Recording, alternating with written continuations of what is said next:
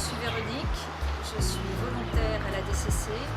Depuis 3 mois, je suis engagée dans un hôpital à Yaoundé en tant que psychomotricienne pour m'occuper de tout petits. Je suis partie comme volontaire à la DCC, c'était parce que j'arrivais à la retraite et que j'avais envie de faire quelque chose de nouveau, ou en tout cas de me poser, de comprendre un petit peu qu'est-ce que j'allais faire du reste de ces années qui arrivent.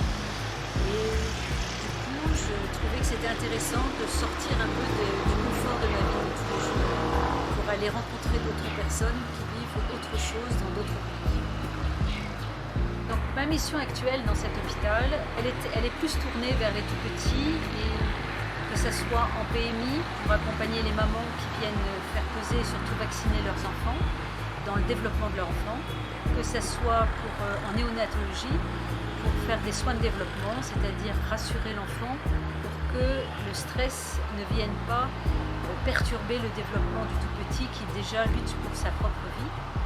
Et le troisième volet qui a été mis en place ici depuis mon arrivée, qui est d'accompagner les familles qui ont un bébé en situation de handicap. Les principaux défis que j'ai eu à relever en arrivant ici, le premier c'était déjà de comprendre le français camerounais, parce que les expressions ne sont pas pareilles, parce que l'accent n'est pas le même, que souvent je ne comprenais pas ce qu'on me disait.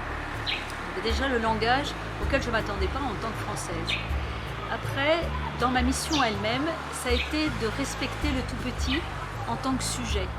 Il est souvent considéré comme un objet, c'est-à-dire qu'on le porte comme un sac de pommes de terre, j'allais dire, hop, on le met sur le dos. Il fait partie du corps de la mère, mais il ne fait pas partie de sujet qui essaye de comprendre le monde. Et l'autre défi, ça a été de faire de la fluidité dans ce que l'on propose à tous ces patients qui arrivent à l'hôpital. Le défi de l'interculturalité, c'est justement de savoir s'écouter les uns les autres pour pouvoir arriver à quelque chose de plus agréable pour chacun, où chacun pourrait avoir temps de parole. Quand on a une équipe complète devant soi, c'est plutôt à soi de s'adapter à eux. Une anecdote qui m'est arrivée quand je suis arrivée ici, c'est qu'il y a un petit chaton qui venait d'être adopté et il passait son temps à miauler.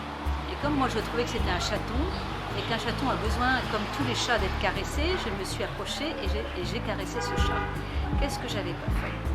Toute la communauté me dit « mais il ne faut jamais toucher les chats ». Et je demande pourquoi? Parce qu'ils sont pleins de maladies. Je dis « ah bon, moi j'ai un chat, je le caresse tout le temps et il n'est pas plein de maladies ». Si, il ne faut pas, va te laver les mains, c'est pas possible. J'étais quand même étonnée. Et le chat, dès que je l'ai caressé, évidemment qu'il m'a coopéré. Et tous les matins et tous les soirs, il m'attend derrière la porte pour que je le caresse. Du coup, ce chat, maintenant, ne miaule que pour moi. Pour les autres, il ne miaule plus. Donc elles ont quand même gagné un peu de silence.